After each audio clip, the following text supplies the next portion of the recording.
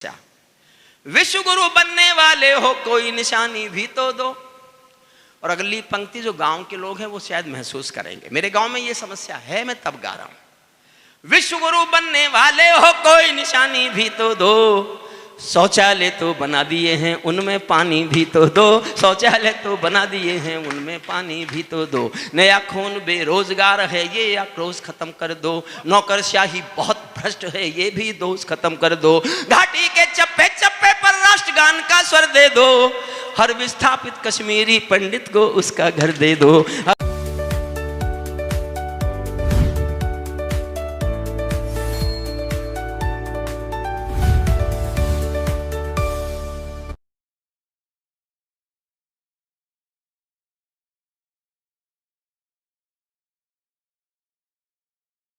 मैं एक कविता और की जिद है, उसका थोड़ा सा हिस्सा सुना देता हूं। देखिए, मैंने जब मुझे गुस्सा आता है तो बहुत आता है, मैं दो लाइन सुनाऊं गुस्से में, आपको बुरी ना लगे तो। कई सपोले संविधान को दंश मारते देख लिए, समर्थन करो तो जी भर के करना, मेरी बात ठीक ना लगे तो चुप रह जाना। कई सपोले संविधान को दंश मारते देख लिए, कॉकरोच से हमने कई शेर हारते देख लिए।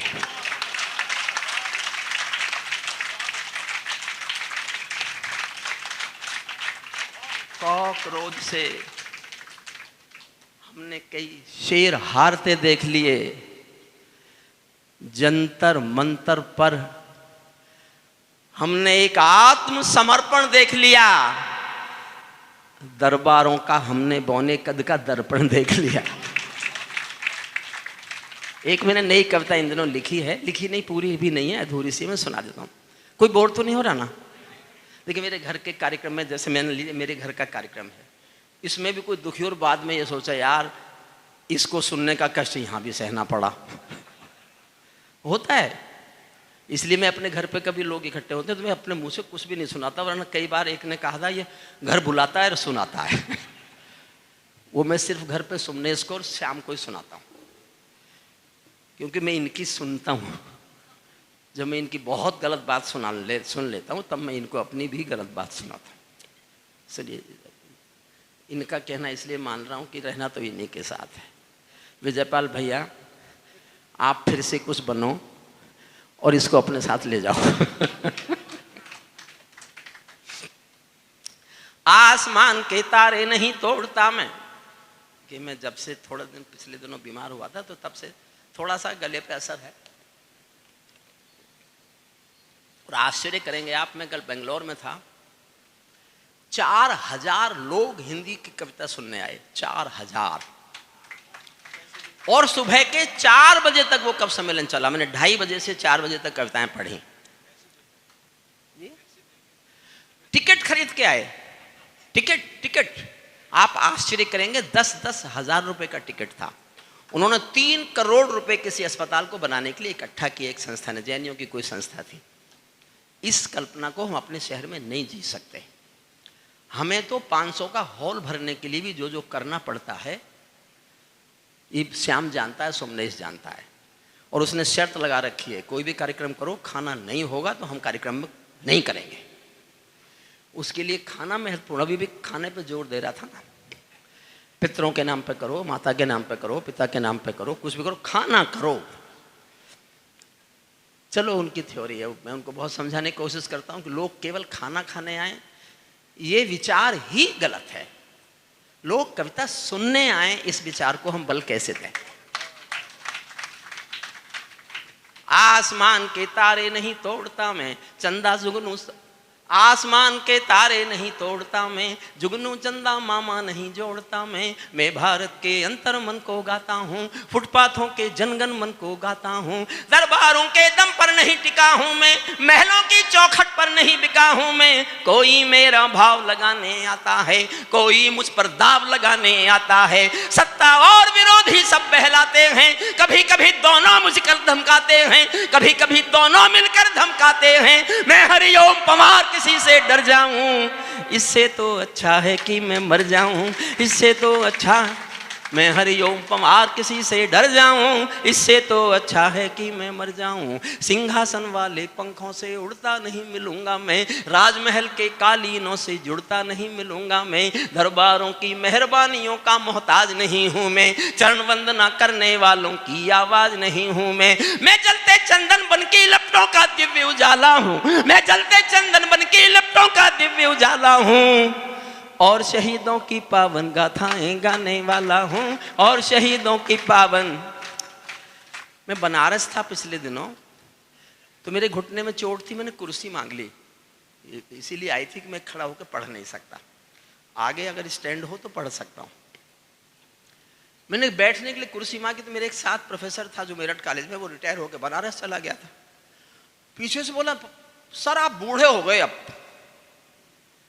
अच्छा, कोई जाट अपने को बूढ़ा, अच्छा उसने ठीक कहा बिल्कुल, लेकिन वो जाट ही क्या जो मान ले। जब इसने आज बता ही दिया मैं कौन हूं, बहुत दिन तो मुझे ही नहीं पता था मैं कौन हूं, यही मुझे औरों ने बताया। मेरे जीवन में कहीं भी जातिवाद संप्रदायवाद की एक पल के लिए जगह नहीं है। मेरे घर में जो मेरे साथ काम करते हैं, मेरा ड्राइवर है यहाँ आया हुआ है, मेरा कुक है, उसकी पत्नी है, उसके बच्चे हैं, और घर में जो काम करते हैं सफाई कर्मी जितने भी हैं, मेरा भगवान जानता है, मैं किसी की जाति नहीं जानता। और जिस दिन से मुझे मेरे ड्राइवर की जाति पता चली, उसके बाद जब मुझे जरूरत होती है मैं उसके घर से खाना मंगाता हूँ, ताकि उसे ये ना लगे कि मेरे साहब को जातिवाद को मानते हैं। आसमान के तारे नहीं तोड़ता मैं तो उसने कहा बूढ़े हो गए पवार जी, तो मेरे मुंह से एक वाक्य निकला, अपने घर के लोगों को बता रहा हूं, मुझे आशीर्वाद देना। मैंने कहा देख दोस्त, जब सूरज शाम को ढलता है ना, नाम तो उस समय भी उसका सूरज ही होता है, नाम तो उस समय भी, मैं तो सूरज ही रहने वाला हूँ। सुनिए, मैं सूरज के साम्राज्य से आंख मिलाने वाला हूँ, दुनिया के हर दादा का मैं ताज हिलाने वाला हूँ, आसमान की लाली मेरे शब्दों की चिंगारी है। इससे ऊंची फेंकी है किसी ने आज तक? क्यों गंभीर जी, दुनिया में कोई साहित्यकार इससे ऊंची फेंक के दिखा दो। आसमान की लाली मेरे शब्दों की चिंगारी है, मेरी पूरी दुनिया से टकराने की तैयारी है, मैं शब्दों की क्रांति ज्वाल हूं, वर्तमान को गाऊंगा, जिस दिन मेरी आग बुझेगी मैं उस दिन मर जाऊंगा, जिस दिन मेरी आग बुझेगी मैं उस दिन। जो भी अच्छे काम किए हैं उन सब का अभिनंदन है, उनको 100 बार नमन है, मन प्राणों से वंदन है। नितिन गडकरी जी की सड़कों वाला जाल लुभाता है, और चांद पर भारत माँ का झंडा हमें सुहाता है। ऑपरेशन सिंदूर वतन के पहलगाम, ऑपरेशन सिंदूर वतन के स्वाभिमान का परचम है, पहलगाम की बहन बेटियों के घावों का मरहम है। लेकिन कलमकार की भी कोई अभिलाषा होती है, उसकी भाषा उसके तेवर की परिभाषा होती है। मैं वो काम बताता हूं जो करने शेष अभी भी हैं, मैं वो घाव दिखाता हूं जो भरने शेष अभी भी हैं, मैं वो घाव दिखाता हूं जो। बहुत साधारण से, मैं झोपड़ी में पैदा होकर आया हूं गांव से, वहां की एक समस्या बता रहा हूं, महानगरों में नहीं होगी ये समस्या। विश्व गुरु बनने वाले हो कोई निशानी भी तो दो। और अगली पंक्ति जो गांव के लोग हैं वो शायद महसूस करेंगे, मेरे गांव में ये समस्या है, मैं तब गा रहा हूं। विश्व गुरु बनने वाले हो कोई निशानी भी तो दो, शौचालय तो बना दिए हैं उनमें पानी भी तो दो, शौचालय तो बना दिए हैं उनमें पानी भी तो दो। नया खून बेरोजगार है ये आक्रोश खत्म कर दो, नौकरशाही बहुत भ्रष्ट है ये भी दोष खत्म कर दो। घाटी के चप्पे चप्पे पर राष्ट्रगान का स्वर दे दो, हर विस्थापित कश्मीरी पंडित को उसका घर दे दो, हर विस्थापित कश्मीरी पंडित को उसका। कुछ कानून बनाने में तो देर नहीं अंधेरी है, यूसीसी के लाने में 70 सालों की देरी है। आबादी का बढ़ना रोको सबसे बड़ी जरूरत है, जनसंख्या कानून बनाओ अगर दिल्ली में हिम्मत है, जनसंख्या कानून बनाओ। मुफ्तखोरियों की ज्यादा तादाद बढ़ाना बंद करो, ये गलत परंपरा है। टैक्स पेयर से पूछो कि नीति क्या हो, ये पैसा कहां खर्च हो, उसका आधा तो पूछ लो टैक्स पेयर से। पैसा टैक्स पेयर का और बांटेंगे पॉलिटिशियन। देश के कमजोर होने का सबसे बड़ा उदाहरण है ये। सबसे बड़ा। मुफ्तखोरियों की ज्यादा तादाद बढ़ाना बंद करो, गैर जरूरी लोगों की इमदाद बढ़ाना बंद करो। घर बैठे इमदाद मिली तो कर्म त्यागना सीख गए। दाद चाहता हूं, घर बैठे इमदाद मिली तो कर्म त्यागना सीख गए। हट्टे कट्टे चौराहों पर भीख मांगना सीख गए। हट्टे कट्टे चौराहों पर भीख मांगना। और एक बहुत महत्वपूर्ण मुद्दा बता रहा हूं। अच्छा है विजयपाल जी अब नहीं है सांसद, लेकिन जब थे मैंने तभी लिख ली थी। इनके सामने कभी पढ़ी नहीं थी, तब पढ़नी शुरू की, लेकिन मेरा अध्ययन है इसके पीछे, मैं बिना पढ़े बोलता नहीं हूं। सांसद और विधायक जी की निधि बांटना बंद करो। राजनीति में भ्रष्टाचार यहीं से है, इसको बंद कर दो। टिकट मांगने वाले आधे रह जाएंगे किसी भी पार्टी के। आप समझते हैं वो सेवा करने के लिए बनता है कोई एमएलए एमपी? सांसद और विधायक जी की निधि बांटना बंद करो। ये विकास का मार्ग नहीं है, ज्ञान छांटना बंद करो। ये सब खेल दलाली का है, चांदी ऐसे वैसों की। बंदर बाट मचा रखी है सब सरकारी पैसों की। बंदर बाट मचा रखी है सब सरकारी पैसों की। पंचाली के चीर हरण पर कौरव कुल का नाश हुआ। सीता के वनवास हरण पर रावण महाविनाश हुआ। चाणक्य की शिखा खुली तो नंदवंश कटते देखा। अहंकार में चूर मिला तो क्रूर कंस मिटते देखा। अत्याचारों के आंसू जब शोलों में ढल जाते हैं, अत्याचारों के आंसू जब शोलों में ढल जाते हैं, उन शोलों में राजमहल के राजमुकुट जल जाते हैं। उन शोलों में राजमहल। अंतिम छंद पढ़ देता हूं मैं कविता का, अब मुझे भी भूख लग रही है। अब क्या कह रहे हैं? देखिए मेरे बाद कोई एक भी व्यक्ति उठेगा नहीं। हमारे विजयपाल जी का बोलना भी एक कविता है। आप जितने मन से सुनेंगे, मैंने कहा नहीं कि राजनीति की ऐसी धवल चादर जो इतने साल राजनीति में रहकर वो एमएलए भी रहे, वो एमपी भी रहे, वो किसान मोर्चे के अध्यक्ष भी रहे और आज उड़ीसा के प्रभारी हैं। उड़ीसा में जहाँ जो होता है वहाँ जो मुख्यमंत्री बनता है, जो पत्ता भी हिलता है तो उनकी मर्जी से हिलता है। वो अपने परिवार में आज यहाँ आके बैठे हुए, हमको लग रहा है कि वो तो हमारे घर के ही बैठे हुए। कविता मधुर, मैं उनसे उनके घर पर ही सबसे पहली बार मधुर जी से मिला था। फिर मैं उनके घर भी गया था। जाते उन्होंने पूछा था चाय पियोगे या छाछ? तो हमने कहा चाय तो सब जगह मिल ही जाती है, हम छाछ पिएंगे। बहुत बढ़िया उन्होंने हमें छाछ पिलाई घर पे। और जब वो गए तो मैं इतना करीब नहीं रहता था, लेकिन मैं जानता था कि विजयपाल जी, श्याम मोहन जी और सुमनेश जी के वो बहुत बहुत करीब हैं।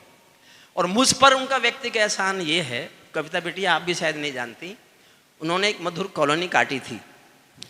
उस मधुर कॉलोनी में उन्होंने मुझे 3 प्लॉट दिए। मैं कभी सम्मेलन से जो पैसा आता है वो श्याम मोहन को लाकर दे देता हूँ। श्याम मोहन ने कहा मैं किसी प्लॉट में लगा रहा हूँ, मधुर जी ने एक कॉलोनी काटी है। मैं कहा लगा दो, कहीं भी लगा दो। कुछ दिनों बाद जितने लगाए थे उसके कई गुनी करके मुझे वापस मिले। जब प्लॉट बेचे तो मुझे तो बहुत फ़ायदा हुआ। तो जो आदमी मुझे फ़ायदा करके चले गए उसके घर का कर्जा मुझ पर जीवन भर रहेगा। कविता बेटिया जब तक मैं जिंदा हूँ मैं आपके कार्यक्रम में आऊँगा, आपके कार्यक्रम में रहूँगा। मैंने तो श्याम से सुबह पूछा कि मेरी कोई जिम्मेदारी, बोले नहीं कविता बेटिया ने अभी कुछ बताया नहीं। वो बेटिया जो भी बताएगी वो जिम्मेदारी मैं और श्याम और सुमनेश जी, हमारा एक ट्रस्ट है वाणी फाउंडेशन, हम इस कार्यक्रम को अगर उनकी आज्ञा मिल जाए, अनुमति मिल जाए तो अगले साल गोद लेके बड़े स्तर पर किसी बड़े हॉल में मना सकते हैं, या हम ऐसी कोशिश कर सकते हैं। ठीक है, अंतिम छंद सुनिए। इस सवाल का आखिरी एक लाइन के लिए सुना रहा हूं मैं आपको एक कविता, एक लाइन आखिरी, जो शायद और कोई बोलेगा नहीं। मैं इसलिए बोल देता हूं कि मेरा बोलने में जा क्या रहा है। डरता मैं नहीं, लेना मुझे किसी से कुछ नहीं, देना मुझे किसी को कुछ नहीं, तो मेरा जो मन आता है मैं बोल देता हूं। इस सवाल का उत्तर क्या है, मैं किसको समझाऊं क्या, मेरी समझ नहीं आया तो जनता को बतलाऊं क्या। सत्ताधीशों के अधरों पर पहरा क्यों हो जाता है, सत्ताधीशों के अधरों पर पहरा क्यों हो जाता है। कभी कभी सिंहासन गूंगा बहरा क्यों हो जाता है। कभी कभी आखिरी 4 लाइन सुन लो कभी, और आखिरी लाइन से विदा करना, फिर विजयपाल जी को हम सुनेंगे बैठ के। मेरे लिए केवल वो छात्र जीवन के दोस्त नहीं है, मेरे लिए एक राजनीति का कोई चरित्रवान चेहरा मेरे सामने हो, मेरा मन करता है उसके पैर भी छूऊं, मेरा मन करता है मैं उसकी आरती भी उतारूं, मेरा मन करता है मैं उसकी पूजा करूं। क्योंकि राजनीति में राजनीति वो ही हो गई है जो आज सिद्धामरैया ने कहा है। अगर किसी ने बयान पढ़ा हो कर्नाटक के पूर्व मुख्यमंत्री का, तो उसने बता दिया कि हिंदुस्तान की राजनीति का चरित्र क्या है। इस सवाल का उत्तर क्या है, मैं किसको समझाऊं क्या, मेरी समझ नहीं आया तो जनता को बतलाऊं क्या। सत्ताधीशों के अधरों पर पहरा क्यों हो जाता है, कभी कभी सिंहासन गूंगा पहरा क्यों हो जाता है। मैं चारण हूं चौराहों पर आंख लाल कर पूछूंगा, मैं चारण हूं चौराहों पर आंख लाल कर पूछूंगा, सिंहासन के गिरेबान में हाथ डाल कर पूछूंगा, नौकरशाही के दामन जो पाप पले ये किसके हैं, न्यायमूर्ति के घर में जो नोट जले ये किसके हैं। न्यायमूर्ति, बहुत बहुत धन्यवाद।